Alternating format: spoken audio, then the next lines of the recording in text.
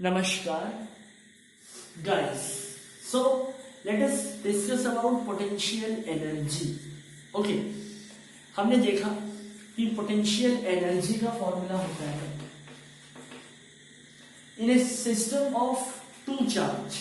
Potential energy will be 1/4 pi epsilon naught Q1 Q2 upon R. Okay, this is the potential energy. Actually, this is the work done that we have studied. हमें पता है कि जितना work done हमें करना पड़ा इस Q1 charge को लाने के लिए वो तो जीरो होगा, क्योंकि जब हमने Q1 को लाया तब पहले से इस विसिनिटी में कोई और इलेक्ट्रिक फील्ड नहीं थी, इसीलिए इस Q1 को यहाँ लाने में हमें कोई तकलीफ नहीं हुई. तो ये हुआ हमारा वर्क डन इस Q1 को लाने के लिए W. फिर हमने इसके पास में Q2 को लाया. अब Q2 को जब हम लेकर आ रहे थे तो हमें वर्क डन करना पड़ा. अब वो भी डिपेंड करता है कि क्या ये दोनों पॉजिटिव पॉजिटिव थे कि पॉजिटिव नेगेटिव थे, है ना, या ऐसा भी हो सकता है कि नेगेटिव नेगेटिव हो. तो इसके हिसाब से हम बता सकते हैं कि जो पोटेंशियल एनर्जी है वो पॉजिटिव हो सकती है या नेगेटिव हो सकती है. तो जो पोटेंशियल एनर्जी है उसका फॉर्मूला क्या है ये आपके सामने लिखा हुआ है. 1/4 pi epsilon naught Q1 Q2 upon the distance between these two charges. Okay, तो अब अगर ये दोनों चार्ज पॉजिटिव और पॉजिटिव है तो पोटेंशियल एनर्जी कैसी हो जाएगी? पॉजिटिव. तो वर्क डन कैसा हो जाएगा ये आते हैं हम. अगर ये पॉजिटिव और ये नेगेटिव है तो पोटेंशियल एनर्जी कैसा हो जाएगा? Q1 की जगह हम पॉजिटिव चार्ज का वैल्यू पुट करेंगे और Q2 की जगह हम नेगेटिव चार्ज पुट करेंगे. तो ओवरऑल मैथमेटिकली आंसर माइनस में आएगा, इसीलिए potential energy will B negative. अगर ये भी नेगेटिव है ये भी नेगेटिव है तब दोनों नेगेटिव आएगा और नेगेटिव हो जाएगा पॉजिटिव. तो हमारा पोटेंशियल एनर्जी होगा पॉजिटिव. तो सिंपली फॉर्मूले से हम ये बता सकते हैं कि पोटेंशियल एनर्जी पॉजिटिव होगी या नेगेटिव होगी. अब अगर if potential energy is positive, ठीक है, कब होगी पॉजिटिव या कब होगी नेगेटिव? नेगेटिव से स्टार्ट करते हैं, ठीक है, नेगेटिव. तो कब होगी नेगेटिव पोटेंशियल एनर्जी? जब Q1 पॉजिटिव है और Q2 नेगेटिव है, ठीक है. तो इन दोनों का पोटेंशियल एनर्जी जो आएगा वो नेगेटिव आएगा. इसका मतलब हमें यहाँ जो वर्क डन करना है वो पॉजिटिव करना है कि नेगेटिव करना है. अब ये वर्क डन पॉजिटिव करना और वर्क डन नेगेटिव करना क्या होता है? ऐसे नहीं बोलना चाहिए हमको. हम क्या कहेंगे? हम कहेंगे that the system of two charge Q1 and Q2 have potential energy is equals to this much and it is negative because this is positive charge and this is negative charge. Now अब हमें इस पे work done करना है. whether we will be doing work done on the system or the system will do the work on us. अब ध्यान दीजिए एक और बात, Q1 पॉजिटिव है और Q2 नेगेटिव है, इनकी पोटेंशियल एनर्जी नेगेटिव, ठीक है. अब ये पॉजिटिव ये नेगेटिव को क्या करना चाहेगा? अपनी तरफ खींचना चाहेगा. मैं इस पे क्या करूंगा? मैं क्या करना चाहता हूं? मैं चाहता हूं कि ये जो सिस्टम ऑफ चार्ज है Q1 Q2 का, इसका फिलहाल पोटेंशियल एनर्जी कितना आएगा? +100 की -100? इसका आएगा -100. मान लीजिए फिलहाल इसका पोटेंशियल एनर्जी कितना है? -100. तो मुझे इस पे वर्क करना पड़ेगा. I have to work on the system. मुझे इस सिस्टम पे कितना वर्क करना पड़ेगा? क्यों वर्क करना पड़ेगा? मैं चाहता हूँ कि इन दोनों के बीच में जो पोटेंशियल एनर्जी है वो जीरो हो जाए, ठीक है, मैं जीरो करना चाहता हूँ। और जीरो करने के लिए मुझे इस -100 को क्या बनाना पड़ेगा? जीरो। और मैं इस -100 को जीरो कब बनाऊंगा? जब मैं इस पे +100 दूंगा। अब मैंने +100 किया तो वो +100 मेरा work done, -100 will give zero. और तब मैं कहूंगा कि ये Q2 चार्ज को मैं कहां तक लेकर जा चुका हूं? इंफिनिटी तक, क्योंकि इंफिनिटी पे R का वैल्यू हो जाएगा इंफिनिटी, ठीक है। R मतलब distance between those two charges. और कूलम्स लॉ के हिसाब से जो हमारा फॉर्मूला है फोर्स का, उसमें अपॉन आर स्क्वायर आता है, याद रखिए। तो फोर्स तो जीरो हो जाएगा, upon infinity will be zero. और फोर्स अगर जीरो तो वर्क डन भी वहां पर जीरो। तो इसका मतलब है कि अगर पोटेंशियल एनर्जी माइनस है, इसका मतलब एक पॉजिटिव और एक नेगेटिव चार्ज है, ये एक दूसरे को अट्रैक्ट करना चाहते हैं। पर मैंने क्या किया? मैंने इस चार्ज को इधर आने नहीं दिया, मैंने इस पे फोर्स लगाया ये डायरेक्शन का, इसका डिस्प्लेसमेंट कराया ये डायरेक्शन में। पॉजिटिव वर्क डन होगा, डायरेक्शन और डिस्प्लेसमेंट दोनों सेम है, ठीक है। तो अब मैंने कितना वर्क किया? +10 +20 +100। जब मैं +100 पे पहुंच गया तो ये -100 एक्चुअली में धीरे धीरे कम हो रहा था।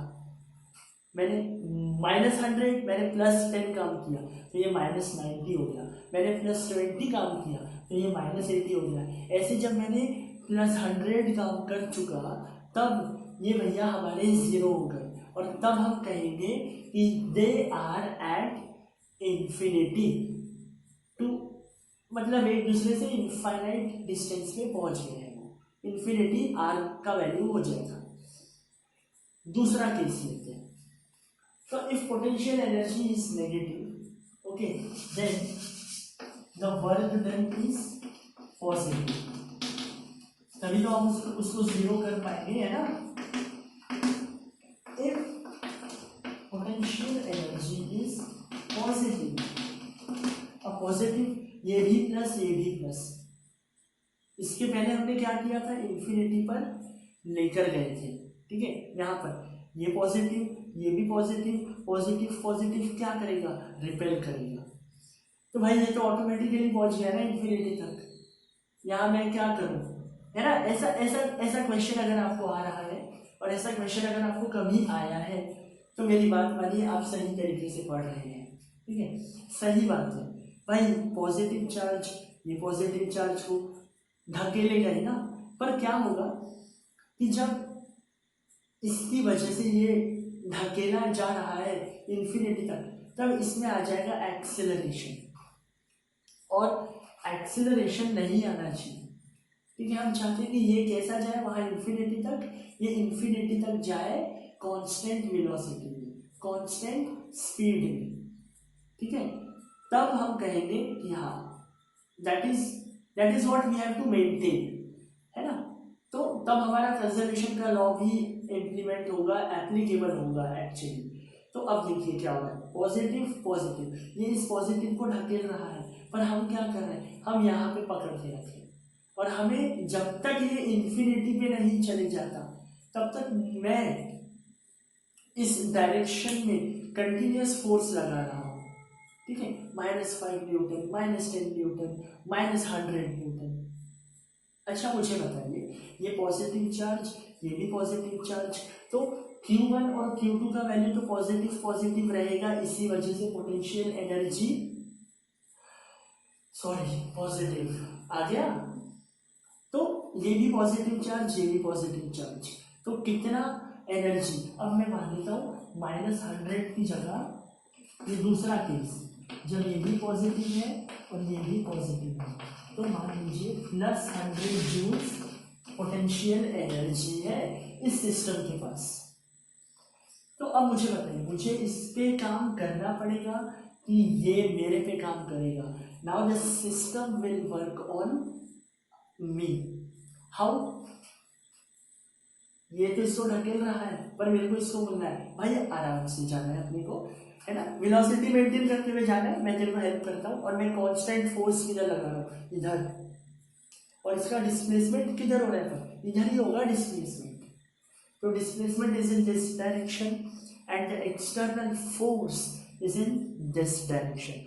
180 डिग्री का एंगल बन रहा है, और आपको पता है cos 180, जब हम वर्क डन को कैलकुलेट करते हैं force into displacement into cos theta, तो cos 180 से माइनस आंसर आएगा, तो हमारा वर्क डन कैसा हो जाएगा, वर्क डन इज नेगेटिव। अब अगर ये माइनस है और ये माइनस है तो भी सेम केस होगा, क्योंकि ये नेगेटिव को क्या करेगा, रिपेल करेगा, सेम केस। और माइनस और माइनस वैल्यू पुट करने पर minus multiplied by minus gives you the potential energy positive. This is how you need to understand in a step by step manner. I hope these things are clear to you. Do remember the formula, potential energy is equals to this, and this is the formula for work done also. And when you divide this by test charge, then it will give you the value of potential. Okay, okay, that is another case. Now let us move on to the next topic. अब देखते हैं energy consideration in shell.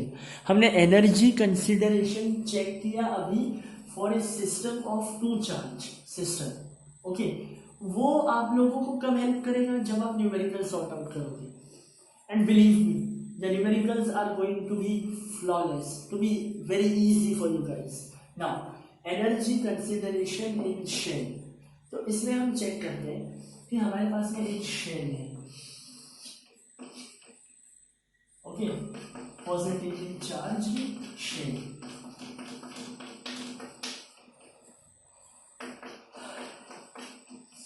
ठीक है, और ये वाला distance में are मान लेता हूँ, शेल है, ठीक है, तो अंदर में पूरा खाली है, ठीक है। अब इस शेल में पोटेंशियल कितना है, तो हमने पढ़ा है शेल के बाहर का पोटेंशियल कितना होता है, हमें पता है। फिर हमें पता है शेल के सरफेस का पोटेंशियल कितना होता है, इसके सरफेस का जो पोटेंशियल है उसे हम मान लेते हैं capital B, and capital B और वी आई मान लेते हैं, या वी एस मान लेते हैं। V S means the potential on the surface of the shell. So Vs will be 1/4 pi epsilon naught Q upon R. R is the radius and the Q is the total charge. Q is the total charge on the shell and Vs is the potential on the surface. अब बताइए, जैसे हम अंदर जाएंगे तो potential कितना होगा अंदर, इस शेल के अंदर जहां पे कुछ नहीं है, मतलब फुटबॉल के जैसा है, ये फुटबॉल है और अंदर में क्या होगा फुटबॉल के ऐसा कुछ है, तो यहाँ पे पोटेंशियल कितना होगा, तो हमें अब ऑप्शन आते हैं, what is the potential inside the shell. First it is a constant, second it is zero, third it is changing, fourth none of the above. अब क्या लिखेंगे, आई होप बहुत सारे स्टूडेंट को ऐसा लगता है कि it is zero, but believe me it is not zero. Okay, why, it is constant inside, because यहां पे इस पूरी जगह पर अंदर में, ठीक है, अंदर में the potential inside the shell is not zero, but it is constant. Everywhere the value of potential is equal to the value of the potential on the surface. ठीक है, क्योंकि हम देखते हैं कि अगर मैं किसी चार्ज पार्टिकल को ला रहा हूं, जैसे ये चार्ज पार्टिकल है, इससे मैं जैसे जैसे पास में लेके जा रहा हूँ इसका पोटेंशियल का वैल्यू क्या हो रहा है, बढ़ रहा है। यहाँ पे जितना पोटेंशियल होगा उससे ज़्यादा पोटेंशियल यहाँ पर होगा, उससे ज़्यादा पोटेंशियल यहाँ पर होगा, और फिर यहाँ पर हम आए तो इतना पोटेंशियल हो जाएगा सरफेस पे। ये जो आर का वैल्यू है ये क्या होते जा रहा है, छोटा होते जा रहा है। इसके बाद हम देखते हैं कि जैसे हम अंदर घुसते हैं पोटेंशियल बढ़ना या चेंज होना बंद हो जाता है। ठीक है, इसका मतलब ये नहीं है कि यहाँ पोटेंशियल जीरो हो गया, इसका मतलब ये है कि इसके बाद यहाँ पोटेंशियल कांस्टेंट हो गया है। ठीक है, अब मैंने यहाँ पे एक चार्ज को रख दिया, ये क्यू को मैंने यहाँ रख दिया। ठीक है, तो इस चार्ज पे मुझे काम करना पड़ा क्या? देखिए मैं क्या पूछ रहा हूँ, मैं ये पूछ रहा हूँ कि इस क्यू को मैं जैसे जैसे पास में लेके जा रहा था, आपको मैंने बताया कि पोटेंशियल क्या हो रहा है, बढ़ रहा है। फिर सरफेस पे आ गया तो इतना पोटेंशियल हो गया बढ़ के। ठीक है, फिर मैंने अंदर डाला तो पोटेंशियल का बढ़ना या चेंज होना बंद हो गया। तो मुझे बताइए क्या इस क्यू को यहाँ पर लाने के लिए मुझे वर्क डन करना पड़ा क्या? So guys, the answer is yes. क्यों? अब देखो मैंने क्यू को कहाँ पकड़ा, यहाँ पर, और मैं क्यू को धीरे धीरे पास में लेके जा रहा हूँ, धक्का मार रहा हूँ क्यू को। क्यों धक्का मार रहा हूँ? क्योंकि ये इतने सारे चार्ज पॉजिटिव बैठ के इसको रिपल्शन का फोर्स लगा है, इसको पास में आने के लिए नहीं दे रही है, तो मैं इसको धक्का मार रहा हूँ। अब ये चल रहा क्या भाई, and now I have to do work. I am doing work. Okay, work. I am doing a hell lot of work now. The work done is increasing. Now I have reached onto the surface and I have done work itna. Okay, what is work done? Or what is potential? Work done per unit test charge. That is what I have done. यहाँ पर मैं आया, मैंने work done किया और उस हिसाब से उसको इतना पोटेंशियल के हिसाब से उसे एनर्जी गेन हो गई सिस्टम को। अब यहां से जब मैंने अंदर डाला चार्ज को तो मैंने देखा भाई यहाँ पोटेंशियल में तो कोई चेंज ही नहीं आ रहा है, और पोटेंशियल में चेंज नहीं आ रहा है तो पोटेंशियल डिफरेंस हो जाएगा जीरो। तो जीरो क्या होता है, पोटेंशियल डिफरेंस। अगर मैं कहूँ ये पॉइंट और ये पॉइंट में कितना पोटेंशियल डिफरेंस है, आप कहेंगे कुछ भी नहीं, क्योंकि इसका और इसका पोटेंशियल सेम है। इसका और इसका इस शेप के अंदर हर एक पॉइंट का पोटेंशियल सेम है। तो अगर मैं किसी अनचार्ज, माइंड माय वर्ड्स, अगर मैं किसी अनचार्ज पार्टिकल को अंदर लेके जाता हूं तो उसका पोटेंशियल कितना, उसका पोटेंशियल हो जाएगा Vs, क्योंकि अंदर लाने के लिए मुझे यहाँ तक का तो वर्क डन करना ही पड़ा ना, और यहाँ तक का वर्क डन किया तो कितना पोटेंशियल आ गया, इतना। तो मैं किसी भी अनचार्ज पार्टिकल को कभी भी इसके अंदर लेके जाऊंगा, मुझे इतना पोटेंशियल तो होना ही होना है उस चार्ज के पास। ठीक है, क्योंकि अब मैं कितने भी बार लाऊं मुझे कितना पोटेंशियल उसमें आ जाएगा उस चार्ज में, अनचार्ज पार्टिकल में, इतना। ठीक है, तो अब हम लोगों को 2 से 3 कंक्लूजन समझ में आए हैं, मैं वो लिख देता हूँ and you will also note. So note this thing too, the potential inside the shell is not zero but it is constant. Like the potential here is, if 100 joules, it is 100 joules here, it is 100 volts, sorry, it is 100 volts everywhere inside this shell, and that is why when I move any charge, uncharged particle from here to here, so what will be the potential difference? Zero.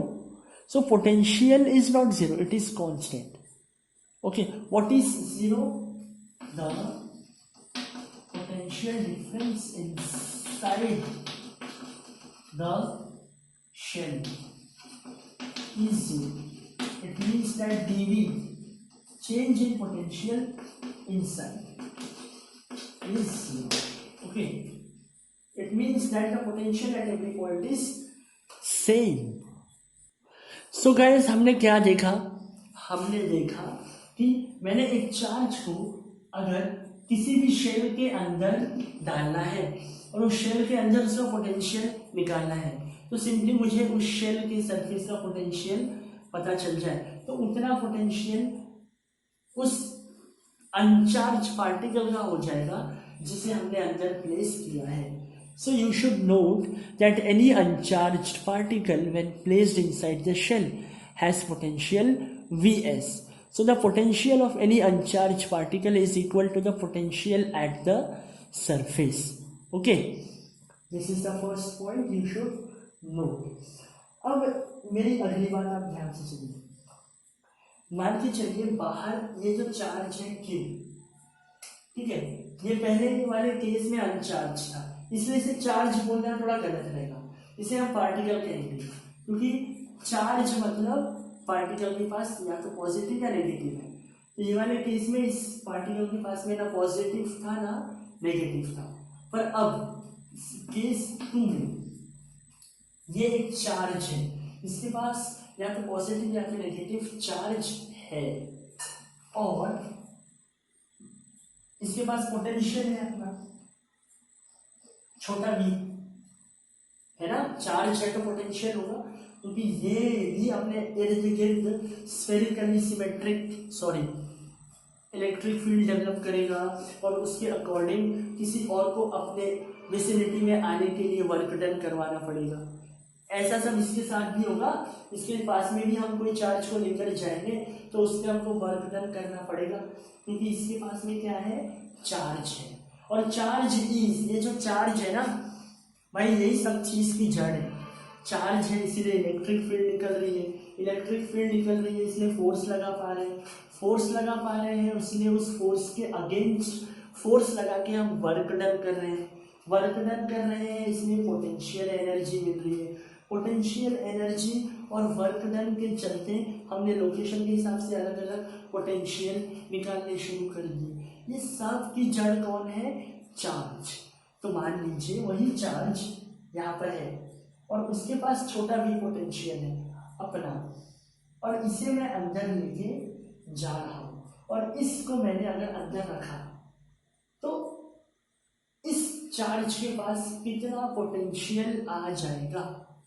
तो हम क्या कहेंगे, ये charge के पास पहले से कितना potential है, छोटा भी, इसको अंदर डालेंगे तो भाई ये शेल के अंदर में आप किसी भी चार्ज को डालो उसके पास में कितना पोटेंशियल आना ही आना है, वो Vs. फिर वो अनचार्ज रहे कि चार्ज रहे.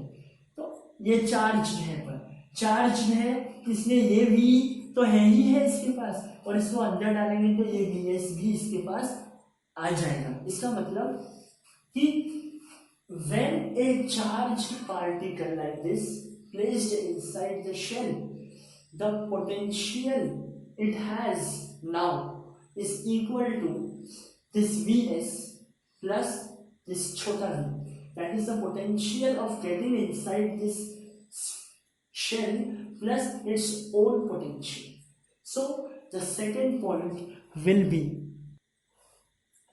if a small charge chota q having potential chota v is placed inside the shell, it has potential Vs to get inside plus its own potential V. So these are the 2 points that you need to understand. Okay, so remember that every charged shell, this is a charged shell, every charged shell has a potential inside which is not zero. You may say that it is not changing, the potential inside the shell is not changing, or it is same, or it is constant, and that is why change in potential is zero, because there is no change in the potential. The potential is same at every point, and that is why the potential difference is zero. Potential is constant. So that is where they can bluff you guys. Thank you for watching. Namaskar.